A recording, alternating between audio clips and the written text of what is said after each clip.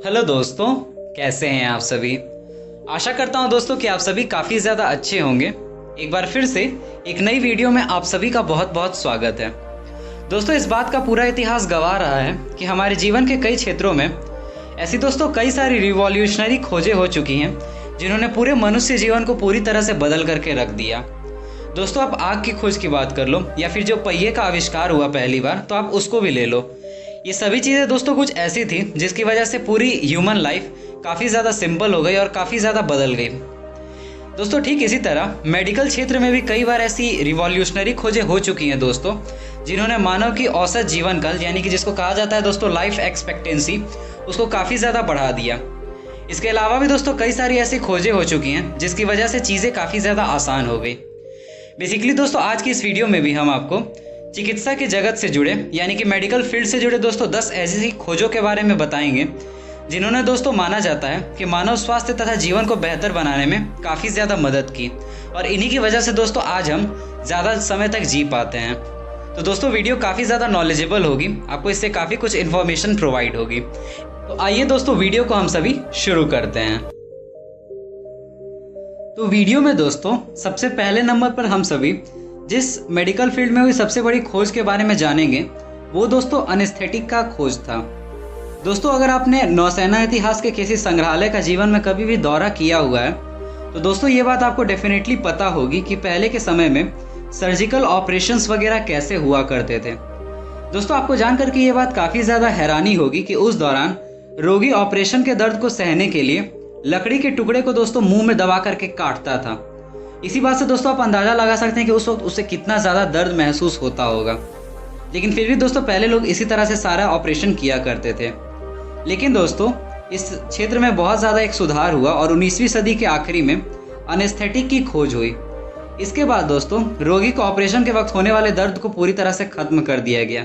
इसीलिए माना जाता है कि एक बहुत बड़ा रिवॉल्यूशनरी स्टेप था। सेकेंड नंबर पर दोस्तों अब हम सभी जिस मेडिकल फील्ड में हुई सबसे बड़ी इन्वेंशन के बारे में जानेंगे दोस्तों, वो दोस्तों जन्म पर नियंत्रण से जुड़ी हुई थी। इस क्षेत्र में दोस्तों 19वीं सदी में काम हुआ और माना जाता है दोस्तों कि ब्रिटेन में 1870 में जन्म दर 35.5 प्रति 1000 लोगों पर थी। और दोस्तों यही चीज़ वर्ष 1900 में यानी कि 1900 में 29 प्रति 1000 हो गई। इसके पीछे की दोस्तों सबसे बड़ी वजह सेक्स संबंधित चीज़ों को लेकर के अच्छी शिक्षा दी जानी थी। बाद में दोस्तों यह कैंप अमेरिका में भी चला और वहाँ पर भी इसके काफ़ी ज़्यादा अच्छे नतीजे बाहर आए। फिर दोस्तों वहीं से धीरे धीरे ये पूरी वर्ल्ड में स्प्रेड होने लगा। इसीलिए दोस्तों माना जाता है कि ये जो जन्म पर नियंत्रण की को लेकर के जो चीज़ें शुरू हुई ये काफ़ी ज़्यादा रिवॉल्यूशनरी स्टेप था। थर्ड नंबर पर दोस्तों अब हम सभी जिस मेडिकल फील्ड में हुई सबसे बड़े इन्वेंशन के बारे में जानेंगे वो दोस्तों MMR था। दोस्तों MMR के ईजाद से खर्रा के मरीजों को काफ़ी ज़्यादा गिरावट आई थी, यानी कि खर्रा के मरीजों की संख्या में काफ़ी कमी देखने को मिली। दोस्तों MMR टीका खसरा, कंठमाला और रूबेला के खिलाफ एक प्रतिरक्षण टीका है।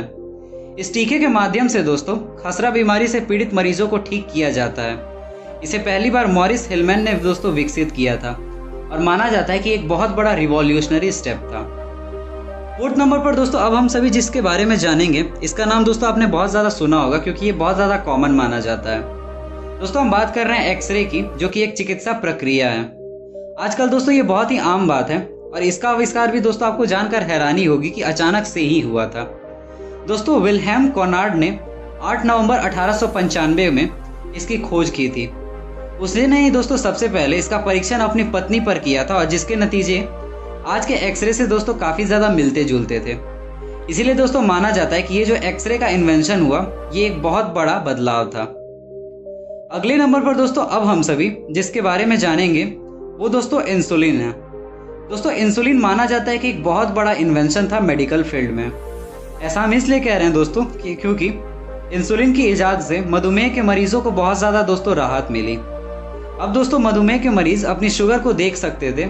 इसको सबसे पहले दोस्तों साल 1921 में टोरंटो यूनिवर्सिटी के वैज्ञानिकों ने आविष्कार किया था और बाद में दोस्तों इस आविष्कार पर उन्हें नोबेल पुरस्कार से भी सम्मानित किया गया, क्योंकि इसके इजाद में आने के बाद दोस्तों मधुमेह यानी कि जो शुगर के पेशेंट्स होते थे उन्हें काफ़ी ज़्यादा राहत मिली।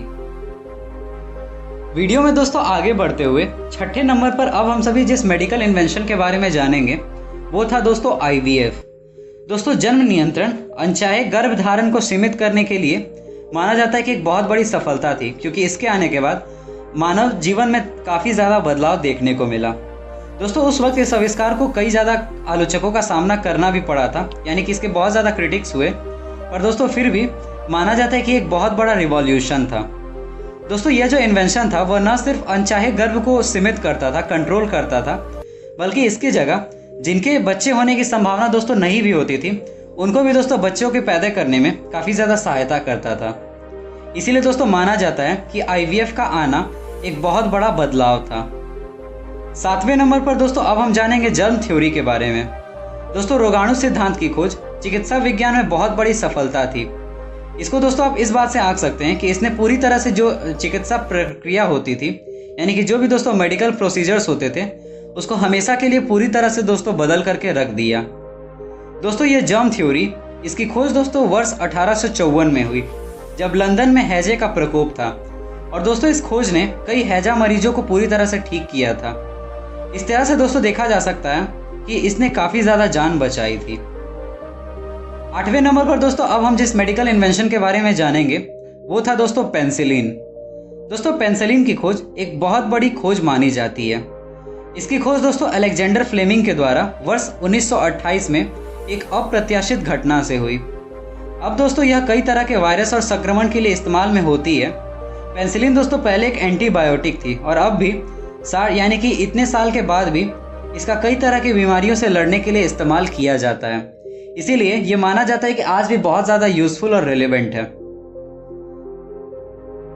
आगे दोस्तों 9वें नंबर पर अब हम सभी जिस एक बहुत बड़े मेडिकल इन्वेंशन के बारे में दोस्तों जानेंगे वो था दोस्तों स्मॉल पॉक्स वैक्सीनेशन, यानी कि चेचक टीकाकरण का। दोस्तों ऐसा माना जाता है कि जब ये वैक्सीन का प्रोसेस आया नहीं था तो उससे पहले लोगों के मन में दोस्तों एक धारणा थी कि चेचक एक बहुत ज़्यादा भयंकर बीमारी है, जो कि काफ़ी हद तक दोस्तों सच भी थी, क्योंकि यह बीमारी दोस्तों उस वक्त लाखों लोगों की जान ले रही थी। लेकिन दोस्तों चेचक टीकाकरण की खोज के बाद चेचक को पूरी तरह से खत्म कर दिया गया था। इसीलिए माना जाता है कि एक बहुत बड़ा रिवॉल्यूशन था।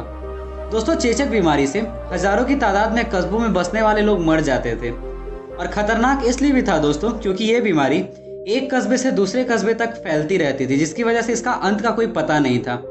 लेकिन दोस्तों जब स्मॉल पॉक्स वैक्सीनेशन का प्रोसेस स्टार्ट हुआ और जब यह टीकाकरण दोस्तों शुरू हुआ, उसके बाद दोस्तों यह बीमारी पूरी तरह से खत्म हो गई। इसीलिए माना जाता है कि इसका आना भी एक बहुत बड़ा रिवॉल्यूशन था। 10वें और आखिरी नंबर पर दोस्तों अब हम सभी जिस सबसे बड़े मेडिकल इन्वेंशन के बारे में जानेंगे वो था दोस्तों DNA की खोज। दोस्तों अब तक हमने आपको जितने भी खोजों के बारे में बताया जो कि चिकित्सा के क्षेत्र में हुई, उन सब में दोस्तों सबसे ऊपर और सबसे महत्वपूर्ण था DNA की खोज का होना। दोस्तों ये DNA ही था जिसकी वजह से यह पता लग पाया कि हमारा शरीर दूसरों से अलग कैसे है। इसने दोस्तों IVF, फॉरेंसिक और अन्य क्षेत्रों में भी अपनी महत्वपूर्ण भूमिका निभाई है, और आज भी दोस्तों इसकी खोज को सबसे ज़्यादा इम्पॉर्टेंट माना जाता है। दोस्तों DNA की खोज फ्रांसिस और जेम्स वॉटसन ने की थी, जिन्होंने पहला DNA का मॉडल पेश किया था, और इसीलिए दोस्तों इसे सबसे ज़्यादा इम्पॉर्टेंट माना जाता है। तो दोस्तों मैं आशा करता हूँ कि आपको वीडियो काफ़ी ज़्यादा पसंद आया होगा। इस वीडियो से आपको काफ़ी कुछ इन्फॉर्मेशन मिला होगा। तो दोस्तों होपफुली आपको वीडियो अच्छा लगा होगा। अगर दोस्तों वीडियो ठीक लगा हो तो वीडियो को लाइक करने के साथ साथ चैनल को सब्सक्राइब भी ज़रूर कर लीजिएगा, ताकि हम जब भी इस तरह की नॉलेजेबल और यूज़फुल कंटेंट आपके सामने लाएं, इस तरह के इन्फॉर्मेशन आपको प्रोवाइड करें, तो वो आप तक इजीली पहुंच सके। तो मिलते हैं दोस्तों अगले वीडियो में। धन्यवाद।